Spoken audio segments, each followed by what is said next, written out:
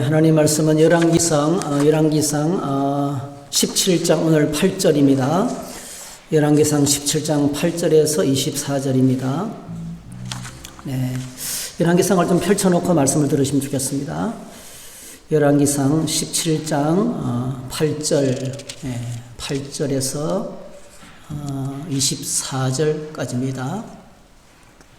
열왕기상 17장 8절에서 24절. 네.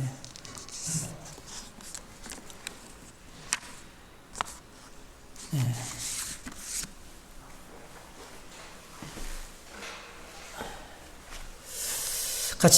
같이 읽겠습니다. 잠깐만요.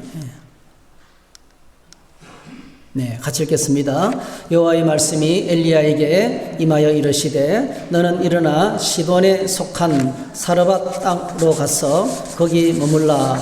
내가 그곳 과부에게 명령하여 내게 음식을 주게 하였느니라. 그가 일어나 사르밧으로 가서 성문에 이를 때에 한 과부가 그곳에서 나뭇가지를 줍는지라. 이에 불러 이르되 청하건대 그릇에 물을 조금 가져다가 내가 마시게 하라. 그가 가지러 갈 때에 엘리야가 그를 불러 이르되 청하건대 내 손에 떡 한 조각을 내게로 가져오라. 그가 이르되 당신의 하나님 여호와께서 살아계심을 두고 맹세하노니 나는 떡이 없고 다만 통에 가루 한 움큼과 병에 기름 조금뿐이라. 내가 나뭇가지 둘을 주어다가 나와 내 아들을 위하여 음식을 만들어 먹고 그 후에는 죽으리라. 엘리야가 그에게 이르되 두려워하지 말고 가서 내 말대로 하려니와 먼저 그것으로 나를 위하여 작은 떡 한 개를 만들어 내게로 가져오고 그 후에 너와 내 아들을 위하여 만들라. 이스라엘의 하나님 여호와의 말씀이 나 여호와가 비를 지면에 내리는 날까지 그 통에 가루가 떨어지지 아니하고 그 병에 기름이 없어지지 아니하리라 하셨느니라. 그가 가서 엘리야의 말대로 하였더니 그와 엘리야와 그의 식구가 여러 날 먹었으나 여호와께서 엘리야를 통하여 하신 말씀과 같이 통에 가루가 떨어지지 아니하고 병에 기름이 없어지지 아니하니라. 이 일 후에 그 집 주인 되는 여인의 아들이 병들어 증세가 심히 위중하다가 숨이 끊어진지라. 여인이 엘리야에게 이르되 하나님의 사람이여 당신이 나와 더불어 무슨 상관이 있기로 내 죄를 생각나게 하고 또 내 아들을 죽게 하려고 내게 오셨나이까. 엘리야가 그에게 그의 아들을 달라 하며 그를 그 여인의 품에서 받아 안고 자기가 거처하는 다락에 올라가서 자기 침상에 누이고 여호와께 부르짖어 이르되 내 하나님 여호와여 주께서 또 내가 우거하는 집 과부에게 재앙을 내리사 그 아들이 죽게 하셨나이다 하고 그 아이 위에 몸을 3번 펴서 엎드리고 여호와께 부르짖어 이르되 내 하나님 여호와여 원하건대 이 아이의 혼으로 그의 몸에 돌아오게 하옵소서 하니 여호와께서 엘리야의 소리를 들으심으로 그 아이의 혼이 몸으로 돌아오고 살아난지라. 엘리야가 그 아이를 안고 다락에서 방으로 내려가서 그의 어머니에게 주며 이르되 보라 내 아들이 살았느니라. 여인이 엘리야에게 이르되 내가 이제야 당신은 하나님의 사람이시오 당신의 입에 있는 여호와의 말씀이 진실한 줄을 아노라 하니라. 아멘. 아멘. 네, 오늘 이 말씀을 가지고 엘리야 이렇게 두 번째 시간을 갖도록 하겠습니다. 여러분 엘리야라는 말은 여호와는 나의 하나님이시다. 나의 하나님은 여호와시다. 이렇게 이 이름의 의미가 있죠. 엘리야는 여러분이 아시는 것은 구약을 대표하는 예언자입니다. 구약의 대표적인 예언자죠. 구약 성경은 언제나요 신약 성경에 정확하게 해석을 해요. 구약의 내용들을 바로 알려면 신약 성경을 봐야 돼요. 구약은 신약의 그림자고 신약은 구약의 실체예요. 그래서 장차 오실 예수님과 신약 시대에 벌어질 모든 일들을 구약 시대에 이스라엘의 역사나 그 다음에 기적이나 수많은 제사나 이런 것들로 성막이나 이런 것들로 미리 예표한 겁니다. 그래서 이제 구약의 내용들을 정확하게 해석하기 위해서는 신약을 알아야 돼요. 참 그래서 우리가 신약 성경만 읽어서도 안 되고요. 구약 성경만 읽어서도 안 되고요. 신구약을 같이 읽으셔야 돼요. 구약을 읽을 때 신약 해석을 하고 신약을 읽으면 구약 성경의 내용들이 쫙 이렇게 출애굽 사건과 제사 제도와 이 모든 것들이 뭐죠? 다 우리를 향한 하나님의 구원 이야기로 이렇게 우리에게 다가오는 것을 보게 됩니다. 자, 신약 성경에 보면 엘리야에 대한 이야기가 두 번 나와요. 누가복음 9장에 보면 예수님께서 변화산상에서, 마태복음은 17장이고요. 이게 예수님께서 변화산상에서 변형되시죠. 그때 엘리야가 등장하는데요. 예수님께서 변화되시고 난 다음에 기도하실 때 용모가 변화되고 그 옷이 휘어져 광채가 나더라. 문득 두 사람이 예수와 함께 말하니 이는 모세와 엘리야라. 영광 중에 나타나서 장차 예수께서 예루살렘에서 별세하실 것을 말할세 했어요. 그러니까 예수님이 십자가를 앞에 놓고 이제 십자가의 길을 걸어가실 때에 예수님께서 영광스럽게 변형되셨어요. 그때 여러분 그 변화산에서 예수님과 함께 계셨던 분이 누구예요? 모세와 엘리야예요. 모세와 엘리야. 모세는 율법의 대표자고요. 그리고 엘리야는 예언자들의 모세와 엘리야예요. 엘리야서, 이사야서, 에레미야서, 구약의 수많은 선지자들은 그 자신들의 말씀에 기록이 있어요.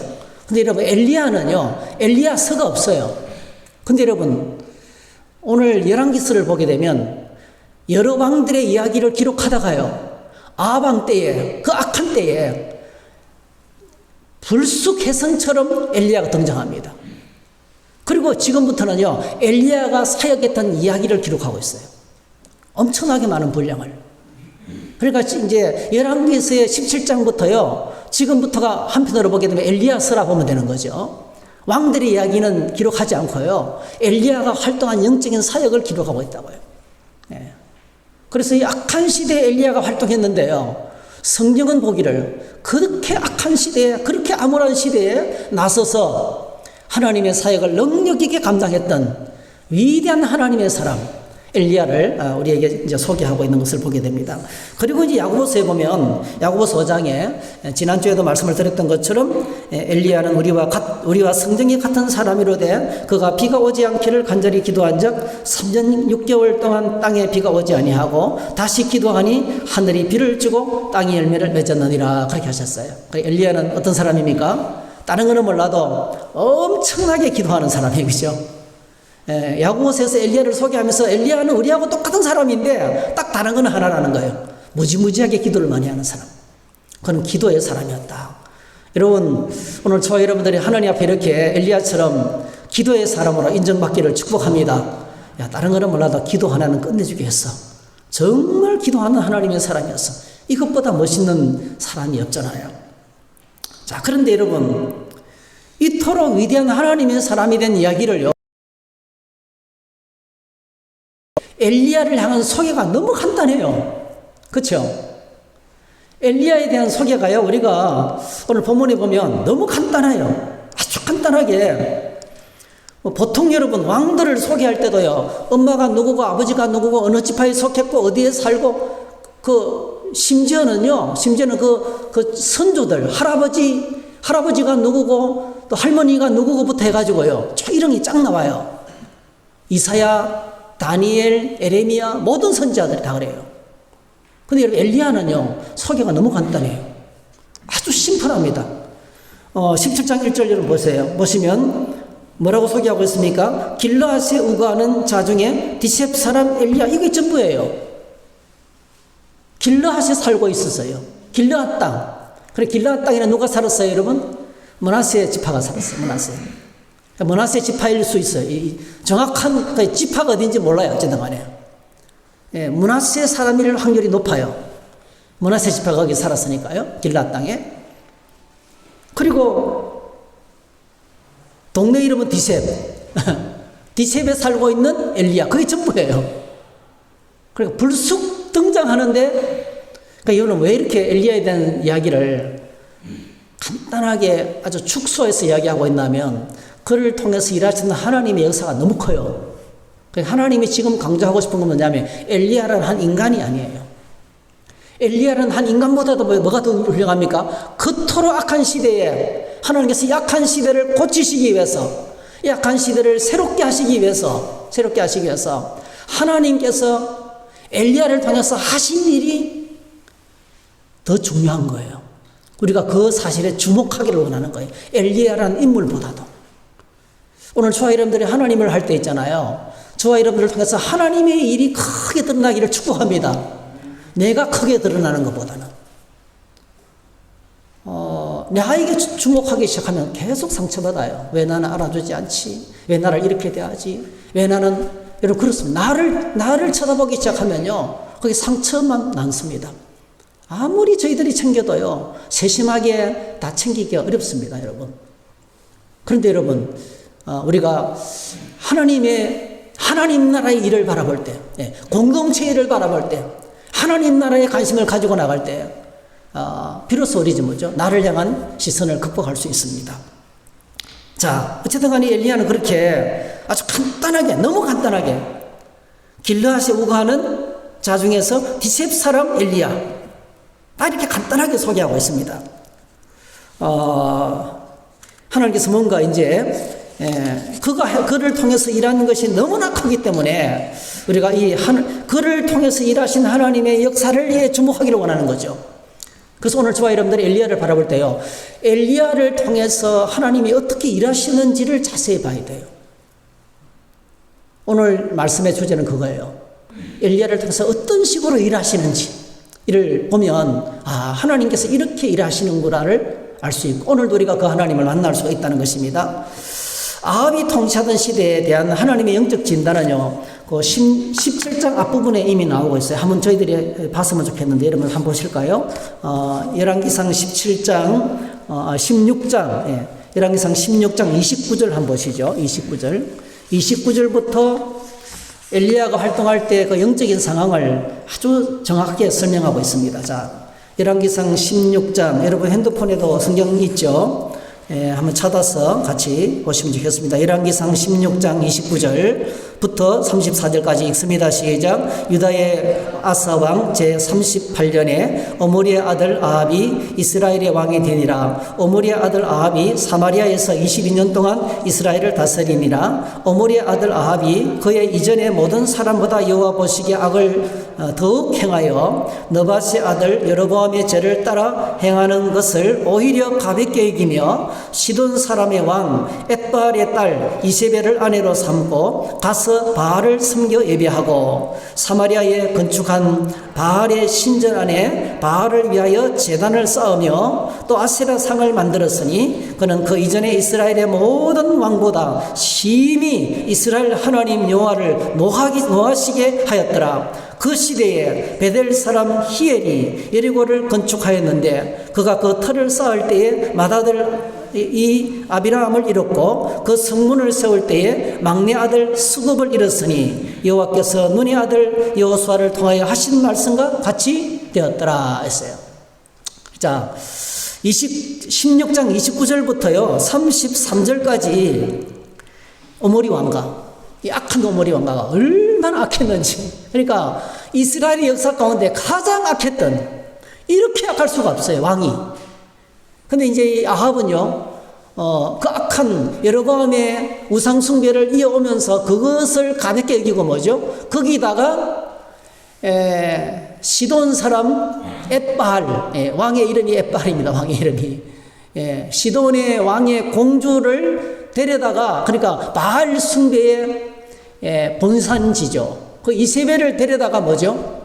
아주 본격적으로 바알 숭배를 국가 정책으로 내세운 거예요, 사실은요. 그래서 바알 선지 학교를 왕궁 안에 건축하고 짓고 바알 신전을 사마리아 수도에 만들고, 그리고 수많은 선지자들, 바알 선지자 450명, 아세라 선지자 400명을 왕궁 안에서 1000명 가까운 그 우상숭배의 제사장들을 거기서 길러내고 먹이고 입히는, 본격적으로 국가 정책으로 바알 숭배를 했던 거예요. 여러분, 바알은 어떤 신이냐 하면요, 구름 위에서 구름을 다스리면서, 그러니까 비와 구름을 다스리면서 구름 위에서 노는 신이에요. 그래서 이제 농사를 짓는 가나안 사람들에게는요, 절대적인 존재죠. 왜냐하면 가나안 땅의 땅들은 다 천수답들이거든요. 저수지에 물을 가둬놓고 물을 공급할 상황이 못 돼요. 항상 중산간지대이기 때문에요. 거기는 비가 내리지 않으면 농사 짓는 것이 불가능해요. 지난 주일날 그 어느 방송국에서 다큐가 나와서 기흥 쪽에 있는 그 도시를 좀 소개하면서 있잖아요. 농사 짓는 농부가 이렇게 이야기하더라고요. 세상의 일 중에서 가장 힘든 게 농사라는 거예요. 예. 아무리 기술이 좋고 아무리 장비가 좋아도요, 하늘이 도와주지 않으면, 적당한 데 비가 안 내리고 바람이 너무 세게 불어버리고 그러면 다 망가진다는 거예요. 그러니까 어떤 것보다도 이거는 농사는 하늘이 도와주지 않으면 안 된다, 그런 말을 하더라고요. 수지가 있고 뭐 장비가 대단하고 이런데도 그런 말을 하는데요. 중산간 지대의 천수답인 이 가나안 땅의 농사는요, 여러분 정말 하늘이 도와주지 않으면 안 되거든요. 그러니까 이 가나안 사람들에게는 바알신이 뭐죠? 절대적인 거예요.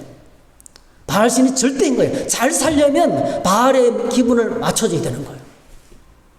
그래서 여러분, 이 아합이 얼마나 인간적으로 생각하기 시작했냐면은, 농사가 잘 되고 국가가 부유하기 위해서는 바알 숭배를 본격적으로 해야 된다는 거예요. 그래가지고 바알 숭배를 본격적으로 하기 시작하고, 경건한 하나님의 사람들을 시도새도 모르게 잡아가두고 없애면서 계속 하나님 섬기는 사람들 입도 뻥긋도 못하게 만들고, 그래서 뭐죠? 어떤 시대보다도 악했다는 거예요. 자, 그러면서 여러분, 그러면서 34절에 그 말이 중요하죠. 그 시대에 베델 사람 히엘이라는 사람이 여리고를 건축했다는 거예요. 그럼 이거는요, 여호수아 6장에 여호수아가 여리고성을 정복하고 난 다음에 했던 말을 그대로 옮긴 겁니다. 여호수아 6장 26절에 이렇게 말씀하고 있습니다. 여호수아가 그때 맹세하게 하여 이르되, 누구든지 일어나서 여리고성을 건축하는 자는 여호와 앞에 저주를 받을 것이라. 그 기초를 쌓을 때 그의 맏아들을 잃을 것이요, 그 문을 세울 때 그의 막내 아들을 잃으리라 했어요. 이거는요, 이스라엘 사람 전체가 다 알고 있는 불문율이에요. 어느 누구도 여리고성을 건축하면 안 돼요. 히엘이라는 사람이 건축하면 안 된다고 했는데, 그죠? 그 성을 다시 건축하기 시작한 거예요. 왜 그랬을까요? 뻔하죠. 땅 갈아서, 그죠? 농사 짓고 터전을 확보해 나가는 거죠. 욕심이죠, 욕심. 자기의 인간의 욕심을 채우기 위해서 말씀을 정면으로 도전하는 거예요. 근데 어떻게 됐습니까? 오늘 성경이 기초를 쌓을 때 큰아들이 죽었어요. 그 다음에 문을 세울 때에 막내 아들이 죽었습니다. 이게 뭐예요? 그 시대 상황을 이야기하는 거예요. 그 시대는 어떤 상황이냐면, 하나님의 말씀을 완전히 무시하는 시대였어요. 하나님의 말씀을 완전히 무시하는, 말씀을 정면으로 도전하는, 그래서 악한 시대라는 거죠. 영적으로는 가장 암울한, 말씀이 없는, 하나님의 말씀이 아무에게도, 여러분 어느 누구도 하나님의 말씀을 귀 기울여 듣고 그 말씀을 따를 생각을 하지 않는 거예요. 그냥 계속 대적하는 일을 하는 겁니다. 이게 그 시대의 상황이었습니다. 이런 시대에 여러분, 엘리야가 나타나서 제일 먼저 뭘 합니까? 17장 1절 아합에게 나와가지고, 내가 말하지 않으면, 이 말씀은 내 입에 오늘 17장 1절을 보시면, 이스라엘의 하나님 여호와께서 살아계심을 두고 맹세하노니 내 말이 없으면, 이 말은 뭡니까? 하나님께서 나에게 말씀을 주셔서 내가 입을 열기 전까지 뜻입니다. 자기가 마음대로 하는 말이 아니고요, 하나님의 말씀이 임하기 전까지는 이 땅에 비도 이슬도 없을 것이라는 거죠. 이거 정말 무서운 소리거든요. 비가 오지는 않지만은 아침마다 내리는 그 헤르몬 산의 그 높은 그 산 위에서 만년설이 있거든요. 그리고 지중해에서 불어오는 바람이 거기에 부딪히면요, 그 바람과 그 만년설이 녹으면서 안개를 만들어요. 안개인데 이슬 같은 안개, 비 같은 안개. 안개빈지 비안개인지 알 수가 없어요. 촉촉한 이슬이 촉촉히 내리면서 아침에 나가면 땅이 젖어 있는 거예요. 그런 것 때문에 풀이 자라고 나무가 자라고 식물을 키웠어요, 여러분. 비가 오지 않아도. 건기가 우기 때는 건기와 우기가 분명히 구분되어 있잖아요.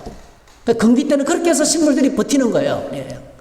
그런데 여러분, 엘리야가 말하지 않으면 수년 동안 비도 이슬도 없다는 거예요. 비를 내리시는 것도 이슬을 내리는 것도 하나님의 주권이라는 거예요. 이걸 이제 선포했어요. 선포. 엘리야가 엄청난 도전장을 내는 겁니다. 그래서 이 말 보니까 지금부터 사람이 감당할 수 있는 엄청난 기근이 시작되는, 기근의 시작을 알렸어요. 그리고 뭐죠? 그때부터 하나님께서 이제 엘리야를 숨기는데요.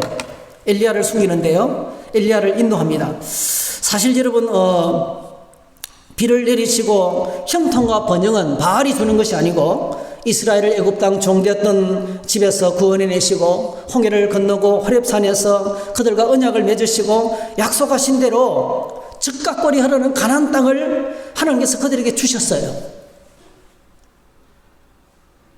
그들은요, 자기가 만들지 않은 집에 들어갔습니다. 자기가 건축하지 않은 성읍에 들어갔습니다. 자기가 심지 않은 포도나무와 무화과나무에 가서 들어오자마자 바로 열매를 따먹었습니다. 그러니까 떠돌이 생활을 끝내고요, 방황을 끝내고 월세집 전세집을 끝내고요, 이제는 이사가지 않아도 돼요. 내 집을 갖게 되었고 내 동네를 갖게 되었고 내 농지와 토지를 받게 되었어요. 그리고 엄청난 풍요죠, 여러분. 이거는 적각거리 하는 땅을 차지한 것은요, 하나님의 엄청난 형통의 은혜입니다, 여러분. 이 축복을 경험했어요. 이미 역사 가운데서요, 복을 주시는 분은 하나님이시고, 우리에게 떠돌이 삶을 청산하고 40년 동안의 방황을 끝내고 40년 동안의 고통을 끝내고, 아니죠, 400년이죠. 400년 동안의 노예살이와 40년 동안의 광야 생활을 종지부를 찍고 이 엄청난 축복을 주신 분이 하나님이심을 역사 가운데서 경험했어요. 자신들의 역사 가운데서 이미 경험해서 알고 있어요, 여러분. 그런데 어느덧 그들의 신앙이 변절되어서 그 은혜를 다 잊어버리고, 지금까지 베푼 은혜를 다 새까맣게 잊어버리고, 아니야, 잘 살려면 바알을 섬겨야 돼요, 이렇게 된 거예요, 여러분. 그래서 하나님께서 이걸 깨닫게 하기 위해서 하나님께서 새로운 은혜를 주시는 게 아닙니다, 여러분. 이미 베푸신 은혜에 눈을 다시 뜨게 하기 위해서. 할렐루야. 여러분, 새로운 은혜를 구하지 마세요. 우리 이미 은혜를 다 받았어요.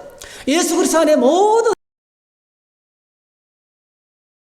한두 번 경험한 게 아니에요.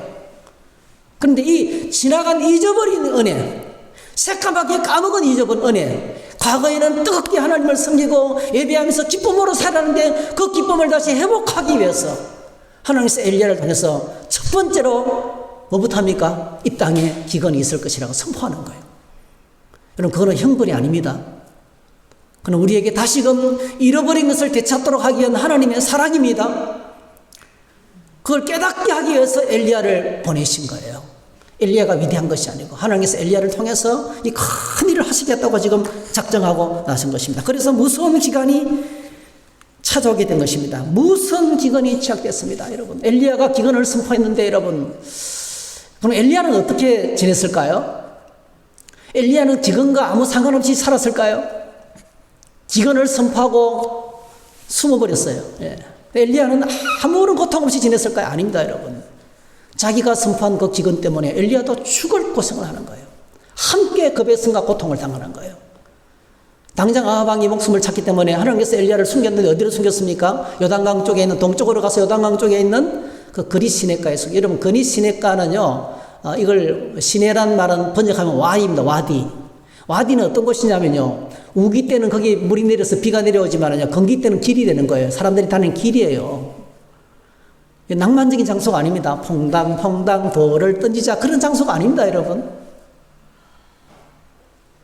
뭐 깨꼬리 소리 나고 뭐 물이 흐르고 막 올갱이가 올라오고 있잖아. 올갱이를 줍고요, 막 어린아이들은 들어가서 막 이렇게 물장구 치고, 그런 장소가 아니에요, 여러분. 우기 때나 그 비가 내리면서 쫄쫄쫄 흘러가는, 요단강 쪽으로 흘러가는 작은 하천이에요. 작은 냇가입니다, 냇가. 그 냇가에 숨는데요, 하나님께서 어떻게 먹이십니까? 까마귀가 밥을 갖다 주는 거예요. 예? 까마귀가 고기를 가져오고 떡을 가져왔다 그랬어요. 그러니까 여러분 사실 이게 있잖아요. 여러분 까마귀 갖다 주는 떡 여러분 먹을 수 있을까요? 까마귀가 그 시커먼 발로 찍어서 온 고기를 여러분 먹을 수 있을까요? 까마귀가 고기를 입에 물고 오면요, 먹이, 여러분 사람이든지 짐승이든지요, 먹이가 입에 있을 때는요 엄청나게 침이 분비돼요. 까마귀가 물고 온 그 고기가요 침 범벅이 되는 거예요. 여러분 이 음식이 입에 있는데, 입 앞에 있는데요, 이건 자연적으로 나도 모르게 침샘이 분비돼서 나오는 거예요. 그 까마귀가 갖다 주는 떡과 고기를 여러분 먹을 수 있을 것 같아요? 저는 시골 사람이라서 먹을 수 있을 것 같아요. 대충 씻어버리고 먹을 수 있을 것 같아요. 저는 정말 비유가 강해요, 저는요. 저는 정말 비유가 강합니다. 네. 과거에 우리 성도들 중에서 한 분이 몸이 너무 아파가지고, 돌아가시기 직전에 우동이 너무 먹고 싶어가지고요, 그 우동을 사다 놓고 한 젓가락 딱 먹으니까 못 먹는 거예요. 그래, 그걸 버리기 아까워서 머리맡에 두고 제가 찾아갔어요. 갔더니 목사님이 그거 드시려나 그러더라고요. 내가 자기가 한 숟가락 딱 먹었다는 거예요. 그럼 그 방에 들어가는 순간에 오줌 냄새, 찌름 냄새, 온갖 냄새가 진동하고 이거는 퉁퉁 불어 있었어요. 제가 그거 다 먹었어요. 맛있게. 저는 퉁퉁 부른 수제비 좋아하거든요. 저는 퉁퉁 부른 거 잘 먹습니다. 근데 이런 웬만한 사람 같아서는 못 먹어요. 같이 따라갔던 권사님이 그걸 보고 기겁을 하는 거예요. 어떻게 그걸 먹냐는 거예요. 까마귀가 물다 준 음식을 이런 것저것 가리지 않고 기쁘게 먹는 사람이 있어요. 그거는 한 열흘 정도 굶으면 돼요. 한 열흘 정도 굶으면요, 그게 너무 감사한 거예요. 아시겠죠? 엘리야가 그걸 먹고 생명을 연장했다는 것은요, 그냥 한쪽에서 굴에서 그냥 백성들은 막 고통을 당해봐라, 그래 혼이 좀 나봐라 이러면서 혼자서 퐁당퐁당 돌을 던지면서 낭만적인 시냇가에서 그 굴을 해서 까마귀가 갖다 주는 걸 먹으면서 편안하게 지낸 게 아닙니다, 여러분. 얼마나 굶주렸으면요, 얼마나 고통스러웠으면요, 까마귀가 갖다 주는 음식으로. 여러분 까마귀가 어떻게 음식을 가져오는지 아세요? 거기가 아마 까마귀 자기 집인지도 몰라요. 어떤 짐승이든지요, 음식물과 음식이 있으면요 자기 부부에 갖다 놓고요 모아둡니다, 여러분. 자기들 먹으려고. 그래서 갖다 놓은지도 모르겠어요. 어쨌든 간에요. 그 까마귀가 주는 그 음식 침 묻고, 그 아마 세균 덩어리일 거예요. 까마귀가 세수하는 법이 없거든요. 까마귀는 목욕하는 법이 없거든요. 손 씻는 법이 없거든요. 아마 세균 덩어리일 거예요. 세균이 버글버글 했을 거예요. 근데 여러분 엘리야는 그걸 먹을 수밖에 없었던 거예요. 그것도 뭐죠? 거기서 오래 못 버텼어요. 이내 곧 그 시내가 말라버렸습니다. 거기서 버틸 수가 없어요. 그래서 그 다음에 어디로 갔습니까? 오늘 본문의 중요 어디입니까, 여러분? 시돈 땅, 사렙다. 시돈 땅 사렙다의 한 마리에 있는 한 갑옷집으로 하나님께서 인도하시는 거예요. 시돈 땅 사렙 땅에 가보니까 상황이 어떻습니까? 하나님께서 뭐라고 말씀하신다면 거기에 가면 한 가부가 있을 것인데 그 가부집에 가서 살아라 이렇게 된 거예요. 엘리야가 남자잖아요. 근데 아들 하나 데리고 힘있게 살아가는, 온 땅이 물이 말라가지고 먹을 것이 없고 목말라 죽어가는 세상 가운데서 하필이면 가장 가난한 가부집에 가서 같이 살아라 하는 거예요. 여러분 그게 인간적으로 용납이 되겠습니까? 그러나 여러분 하나님의 말씀이기 때문에 선지자는 그 집을 찾아갔습니다. 찾아가니까 여러분 12절 한번 보세요. 12절 찾아가서 요구하죠. 떡 한 쪽 가져오라 이러니까, 자 12절 같이 읽겠습니다. 시작. 그가 이르되 당신의 하나님 여호와께서 살아계심을 두고 맹세하노니 나는 떡이 없고 다만 통에 가루 한 움큼과 병에 기름 조금뿐이라. 내가 나뭇가지 둘을 주워다가 나만의 아들을 위하여 음식을 만들어 먹고 그 외에는 죽으리라 했어요. 처참하죠, 여러분. 이제 뭐죠? 이다가 뭐죠? 이제 뭐죠? 마지막 한 번밖에 떡을 구워 먹을 수 없는 것이 남았다는 거예요. 마지막 음식만 남았다는 거예요. 근데 그 떡을 뭐죠? 엘리야가 오더니 자기한테 가져오라는 거예요. 여인이 많은 생각을 했을 거예요. 이걸 주고, 여러분, 이걸 먹어도, 자, 여러분, 이 떡을 만들어서 내가 먹어도 죽어요. 그쵸? 이 떡을 내가 안 먹고 엘리야에게 줘도 죽어요. 한 끼 더 먹고 안 먹고는 큰 차이가 안 나는 거예요, 여러분. 여러분 꼭 기억하시기 바랍니다. 오늘 저와 여러분들이 살려고 발버둥 치지만은요, 우리는 다 죽습니다. 분명히 기억하시기 바랍니다. 우리는 반드시 죽습니다. 언제 죽는지 몰라서 그렇지. 죽음의 시간이 다가오고 있는 거예요. 어떻게 죽으나 똑같습니다, 여러분. 어떤 상황이든지 똑같습니다. 여러분, 세상에 죽는 사람 가운데 두 종류가 있어요. 하나는 오늘 죽어도 천국에 갈 확신과 기쁨과 소망을 갖고 사는 사람이 있습니다.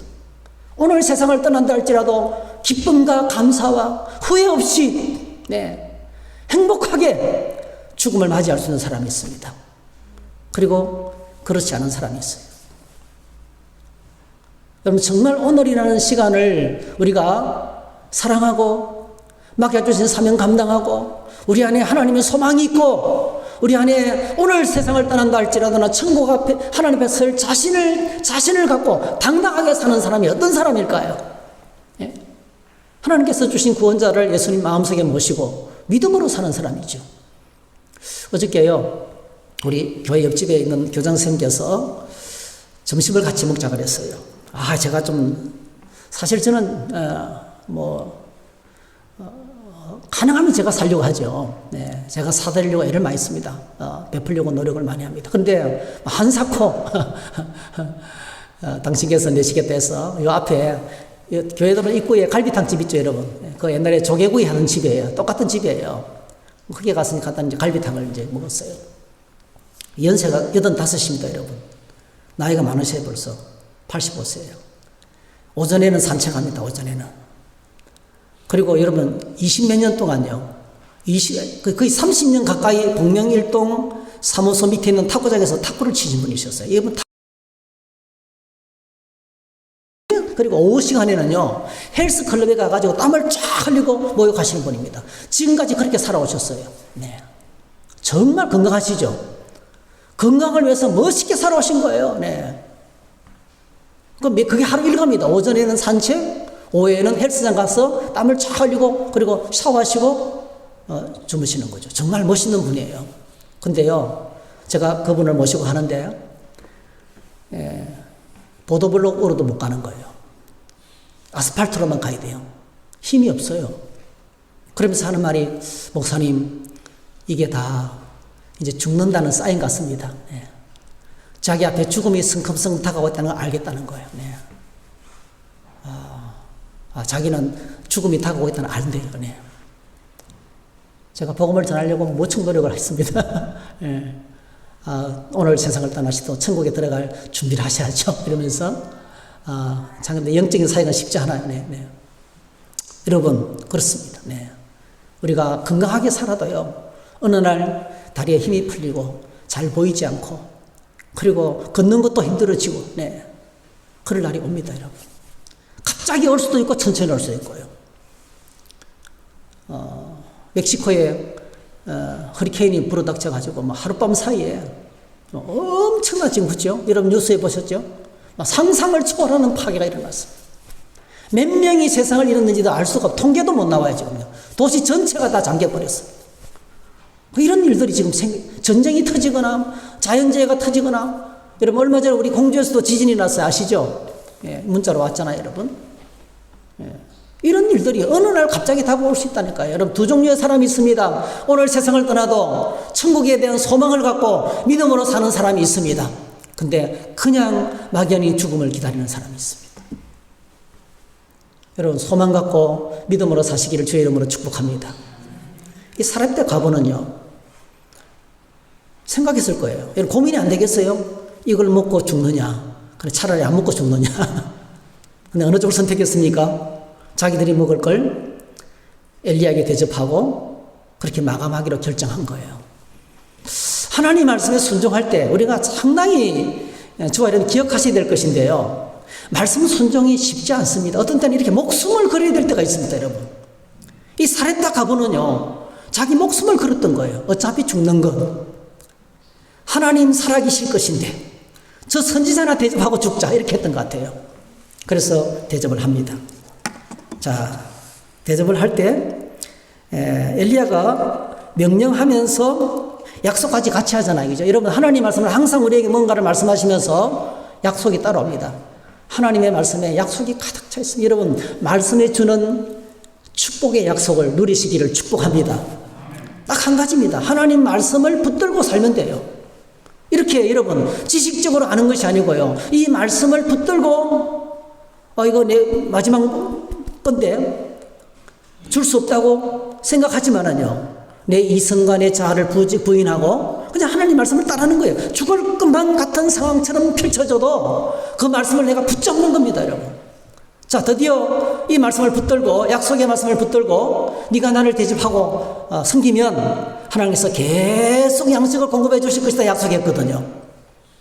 그래서 그게 믿어지겠어요? 사실은요. 온 세상이 지금 여러분, 온 세상이 지금 다 기근으로 막 사람도 죽어가고 짐승들도 쓰러지고, 이런 죽음의 기근과 죽음은 같은 거예요. 사실은요. 기근과 죽음과 금식은 같은 거예요. 사실은요. 온 세상에 지금 죽음의 그림자가 가득 차 있어요.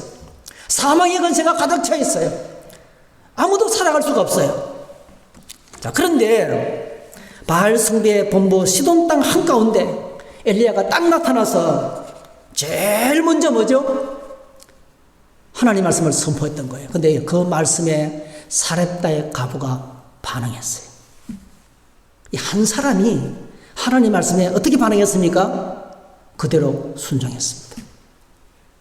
어떤 일이 벌어졌습니까? 자, 15절 16절 한번 읽어볼까요? 시작. 그가 가서 엘리야의 말대로 하였더니 그와 엘리야와 그의 식구가 여러 날 먹었으나 여호와께서 엘리야를 통하여 하신 말씀같이 통의 가루가 떨어지지 아니하고 병의 기름이 없어지지 아니하리라. 할렐루야. 참 저는 이걸 보면서요 가슴이 막 뭉클했어요. 이거 우리가 알고 있잖아요, 여러분요. 근데 여러분 18장에서요, 여러분 18장에서 엘리야가요 아합왕에게 도전장을 냅니다. 이제 모든 우상 숭배 선지자들 다 모여라. 갈멜산에 다 모여라. 제단을 쌓고 불로 응답하는 신이 하나님이다. 이제 결판을 내자는 거예요. 엄청난 부흥이죠, 여러분. 불이 떨어지고요, 우상 숭배자들이 다 세력이 제거되고요, 엄청난 부흥의 역사가 나타났는데 이 일을 행하기 전에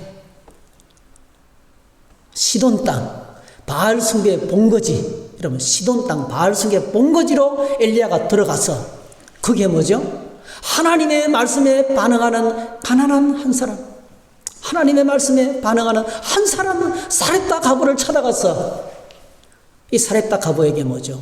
말씀에 도전을 했어요. 말씀으로 도전했는데 놀랍게도 이 한 여인이 그 말씀에 마음이 움직이고 하나님을 바라보기 시작하고 순종하기 시작했을 때 기적이 일어난 거예요. 기적이. 이 말은 뭐죠? 통에 가루가 떨어지지 않고 병에 기름이 떨어지지 않는 하나님이 풍성하게 공급해 주시는, 다시 말씀드리면 풍요를 주관하시고 영생을 주시고 생명을 주시고 우리에게 풍성한 삶을 주시는 분은 세상도 아니고 인생 개똥 철학도 아니고, 내가 행한 대로 내가 심은 만큼 거두는 것도 아니고요, 절대적으로 하나님 말씀에 순종하는 자에게 하나님이 주시는 복이라는 사실을 알리기 위해서 이 한 사람의 영혼을 깨우치는 거예요. 이 한 사람의 영혼을 깨우치는 거예요. 한 사람이 말씀 앞에 반응했을 때 하나님의 풍성한 기적이 나타났습니다. 그래서 이게 막 상상할 수 없는, 시냇물이 마를 때까지, 기근이 끝날 때까지 그 집안에서 계속 살아갈 수 있는 하나님의 은혜가 나타났던 것입니다. 사랑하는 성도 여러분, 하나님 살아계심을 믿으세요? 여호와 하나님께서 역사의 주관자가 되시고 이렇게도 연한하고 불안정한 세상 가운데서 지금도 하나님의 백성들을 먹이시고 입히시고 보호하시고 인도하시고 복 주시는 분인 것을 믿고 계십니까, 여러분? 정말 하나님께서 내 삶을 책임지실까요? 매일매일 나의 삶을 살피면서 나와 함께 하시는 하나님이 진짜 맞으실까요? 그걸 어떻게 확인할 수 있을까요, 여러분? 어떻게 확인할 수 있을까요? 여러분, 그렇습니다. 하나님을 만나는 길은 너무 쉽습니다. 생각보다는 너무 쉽습니다, 여러분. 오늘 시돈 땅 사렙다의 과부가 기근으로 마지막 양식밖에 남지 않았는데 전혀 반갑지 않은 불청객이 찾아왔습니다. 엘리야가 선지자 와가지고 마지막 남은 그 밀가루와 기름으로 떡을 만들어 달라 요구했을 때 그녀의 생각은 복잡했을 거예요. 네, 그렇습니다. 중요한 것은 오늘 우리의 삶에 대한 한 가지 분명한 것은 우리가 살려고 발버둥 쳐도 우리가 노력을 많이 하고 이 모든 애를 많이 쓰는데요, 결국 우리 삶의 주권을 가지고 계신 분은 하나님이시라는 거예요. 그래서 어떻게 경험할 수 있습니까? 말씀에 순종했어요. 하나님의 말씀을 붙잡았습니다. 그래서 이 여인이 바알이 복을 주신다, 바알이 풍요를 주신다, 이렇게 믿고 있던데 그의 잘못된 믿음이 깨어지고 그의 잘못된 믿음이 제거되고, 진짜 하나님이 살아계시고 이렇게 복을 주시는구나를 하나님에 대한 바른 믿음이 시작되었습니다. 하나님의 바른 믿음이 시작되었습니다. 오늘 우리가 듣는 엄청나게 많은 간증들이요, 사렙다의 과부의 간증과 같은 것들입니다. 말씀대로 살았더니 기적이 일어났습니다. 죽을 것만 같은 상황 속에서 하나님께서 살려주셨습니다. 자, 여러분, 근데 거기서 끝나면 안 돼요. 그래서 잘 먹고 잘 살고, 네. 여러분, 정말 어리석은 것은요, 우리가 노후 대비를 많이 하잖아요. 노후 준비를 많이 하잖아요. 그래서 그야말로 엄청난 돈을 모아가지고 노후를 보내는데요, 맨날 먹고 놀다면, 맨날 먹고 놀고 소비하면 산다면 그것보다도 어리석은 인생이 없어요. 저는 저에게 연세 많으신 분들이 이렇게 일을 하시고, 우리 권사님들도 일하시잖아요. 너무 멋있는 인생이라고 생각해요. 왜 인생을 놀고 먹고 마시는 데 다 낭비해요? 그 많은 지식과 그 많은 능력과 그 많은 하나님의 은혜를 어디다 내팽개치고 그냥 놀고만 있어요, 여러분. 우리는 죽을 때까지, 하나님의 설 때까지 뭔가를 하면서 의미 있는 삶을 살아야 돼요. 예. 그게 멋있는 인생이에요, 사실은.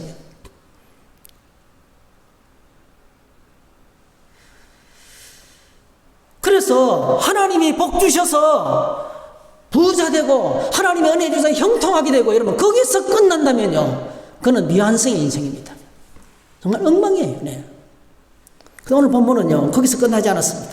여러분, 이스라엘 보십시오. 이스라엘의 신앙이 언제 무너졌습니까? 하나님이 그들에게 복을 주셔서 형통하게 되었을 때, 400년 동안 노예살이하고 40년 동안 광야에서 방황하다가 가나안 땅에 들어가서 잘 먹고 잘 살고 집을 갖고 성을 건축하고 행복하게 되었어요. 그때 여러분, 그때부터 신앙은 무너지기 시작했습니다. 그러니까 여러분, 오늘 이 간증이 여기서 끝나면 안 되는 거예요. 그래서 오늘 간증은요, 거기서 끝나지 않습니다. 사렙다의 과부에 심각한 문제가 찾아왔어요. 아들이 시름 앓더니 병을 앓다가 죽은 거예요. 우리가 이런 일을 만나면요, 이렇게 말합니다. 하나님께서 엘리야가 그 집에 지금 있잖아요. 엘리야가 계신데, 여러분, 하나님 어디 가셨어요? 출장 가셨어요? 아니, 아플 때 좀 고쳐주면 안 돼요? 왜 한 해밖에 없는 아들이 죽도록 내버려둬요, 여러분? 정말 심각한 문제를 만난 거예요, 여러분. 이게 진짜 간증이에요, 진짜 간증이에요. 이런 문제를 만났을 때 어떤 때도 대우를 취합니까? 대부분의 많은 사람들은 불평하고 엉합니다. 하나님 도대체 이럴 수가 있습니까?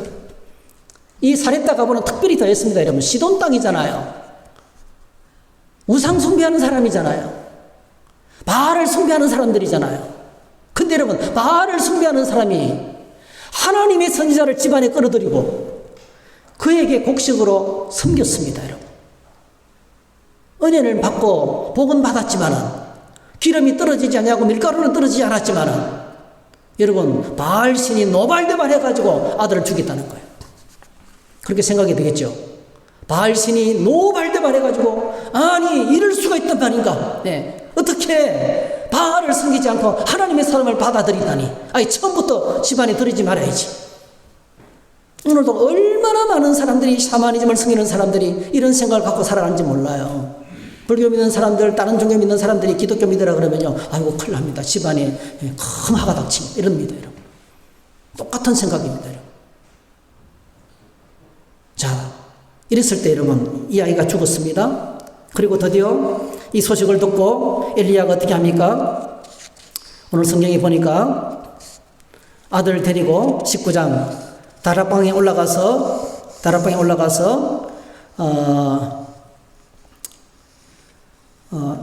18절에 보면 여자가 이제 불평하는 거죠. 아니, 왜 우리 집에 와가지고 이렇게 큰 풍파를 일으키냐고. 네. 막 불평을 터뜨립니다, 여러분. 그러니까 여러분, 그렇게 복을 받고 은혜를 받았어도요, 문제가 생기면 불평하는 거예요. 원망하는 거예요. 이게 바로 이제 생각해 봐야 돼요. 그때 엘리야가 이제 아들을 데리고 올라가서 이 아이 앞에 자기 몸을 엎드립니다, 여러분. 죽은 아이를 놓고 그 위에다가 엎드리는 거예요. 3번이나 엎드리면서 마치 뭐죠? 나는 죽고 내 생명을 이 아이에게 넣어달라는 거예요. 나는 죽어도 좋으니까 내 생명을 이 아이에게 넣어달라는 거예요. 그런 마음으로 3번씩이나, 이러면 3번씩 했다는 것은 간절하게 부르짖어 기도하면서 하나님 이 아이에게 혼을 다시 돌려보내달라고, 영혼을 다시 돌려보내라고 부르짖게 됐습니다. 그리고 이 아이가 살아나는 거예요. 자, 이 아이가 살아나고 난 다음에 24절 말씀 우리 한번 같이 읽어볼까요? 시작. 여인이 엘리야에게 이르되 내가 이제야 당신은 하나님의 사람이시요 당신의 입에 있는 여호와의 말씀이 진실한 줄 아노라 하니라 했어요. 따라하실까요? 내가 이제야 알겠습니다. 내가 이제야 진짜 알겠습니다. 전에도 알았어요. 전에도 엘리야가 하나님의 사람이어서 알았습니다, 여러분. 전에도 하나님의 말씀대로 기름통에 그대로 되는 걸 봤습니다, 여러분. 근데 이제는 뭡니까?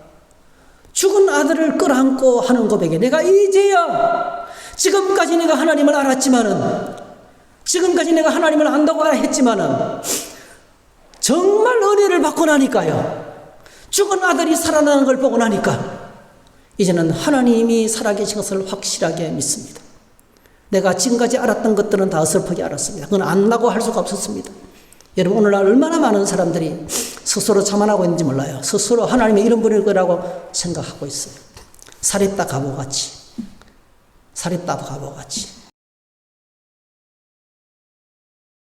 죽음 같은 환난을 통과하고 난 다음에 고백합니다. 내가 옛날에는 귀로 들었는데 이제는 눈으로 보나이다.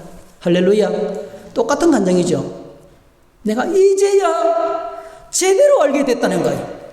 이제야 누가 뭐라 그래도, 아무리 바알신이 창건하는 시돈 땅 한복판이라 할지라도, 아무리 하나님 없다고 외치는 세상 한가운데 있다 할지라도, 나는 누가 뭐라 그래도 나에게 복 주시는 분이신 것을 내가 믿습니다. 이제는 내 믿음을 포기하지 않겠습니다. 어떤 상황 가운데도 믿음으로 살겠습니다 하는 고백이에요. 아브라함이 하나님을 안 섬긴 게 아닙니다, 여러분. 잘 섬겼는데 마지막 때 말씀하시죠. 내 아들 사랑하는 독자 이삭을 바쳐서 모리아산에 바쳐라. 여러분, 아브라함이 하나님을 향해서 삿대질을 하고 싶지 않겠어요? 어떻게 주신 아들인데요, 100세 난 아들입니다, 여러분. 그것도 약속의 아들입니다, 여러분. 하나님이 주셨어요, 여러분. 근데 이제는 그 아이를 잡아 죽여서 번제로 드리라는 거예요. 얼마나 삿대질을 하고 싶고 저항하고 싶겠습니까, 여러분?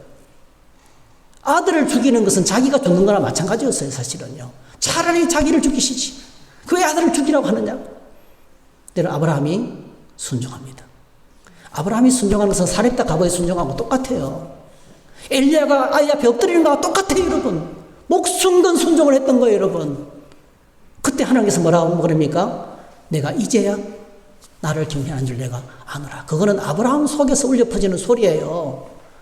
그 사건을 통과하고 난 다음에 하나님은 정말 죽은 자를 살리시고, 할렐루야, 나에게 복 주시는 하나님 것을 이제야 내가 알겠습니다 하는 고백이 아브라함 속에서 울려 퍼지는 소리를 하나님이 대신해 주는 거예요. 사랑하는 성도 여러분,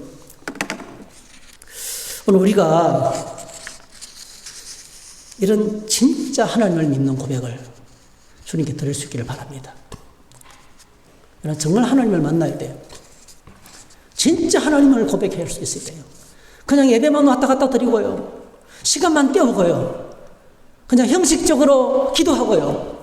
거기서 벗어나야 됩니다, 여러분. 이전에 우리의 모습에서 좀 변화되셔야 됩니다. 제가 말씀드렸잖아요. 18장에 엄청난 부흥이 있는데, 놀랍게도 여러분, 저는 가슴이 뛰어요. 이 사렙다 가부의 여인의 한 사람 속에 부흥이 찾아왔습니다. 신우 땅 한복판에서, 불신 세상 한가운데서 한 사람의 여인이 마음속에 주님을 모시기 시작했을 때, 그 부흥이 바로 뭐죠? 갈멜산의 부흥인 거예요. 여러분, 한 사람을 구원하는 것이 온 세상을 구원하는 것입니다. 오늘 내가 주님 안에서 변화되는 것이, 내가 주님 안에서 하나님을 만나는 것이 우리 가정이 주님 앞에서 변화되고 교회가 변화되고 대한민국이 변화되는 시작이에요. 그게 부흥의 불씨입니다. 불씨. 그럼 이번 주간부터 다니엘 기도가 시작되죠. 오늘 이번에는 우리 온 교인들이 100% 좀 참여했으면 좋겠어요. 100% 방법이 있어요. 11월 1일 수요일 저녁 8시부터 교회당에 7시 한 50분에 나오시면 되겠죠? 8시부터 우리 지하 기도실에 오셔도 됩니다, 여러분. 오신 분들은 복도에 제가 출석부를 붙여놨거든요. 체크를 하세요. 그리고 못 오시는 분들은 집에서 유튜브로 참여하세요. 그 시간에 근무하시는 분들은 유튜브에 들어가면 지나간 방송 그대로 올라가 있어요. 또 들으세요. 그렇죠? 그렇게 해가지고요. 어떤 식으로든지 정말 시간을 쪼개서 여러분, 시간을 쪼개서 유튜브 다니엘 기도회를 참여하십시다. 네. 오늘 저와 여러분들이 하나님을 향해서 태도를 바꾸고 마음을 바꾸고 그 말씀에 경청하기 시작하고 엎드리기 시작하면 그곳에 하나님의 부흥이 임할 줄로 믿습니다. 내가 이제야 알겠습니다. 지금까지 믿은 것은 잘못 믿었다는 거예요. 지금까지 내가 잘 믿는다고 생각했는데 아니었다는 거예요. 이제는 정말 확실하게 내가 믿겠다는 겁니다. 또 말씀 묵상이 새로 시작되잖아요. 여러분, 부흥은 조용하게 찾아옵니다. 막 소리내서 기도 안 해도 됩니다, 여러분. 내가 조용하게 말씀을 묵상하고 보좌 앞에 나가면 그때 하나님의 부흥이 내게 찾아오는 것입니다. 그래서 우리가 오늘 저와 여러분 다 같이 내가 이제야 알게 되었습니다. 이 간증이 우리 온 교회의 간증이 되기를 주의 이름으로 축복합니다. 할렐루야. 우리 함께 찬양하겠습니다.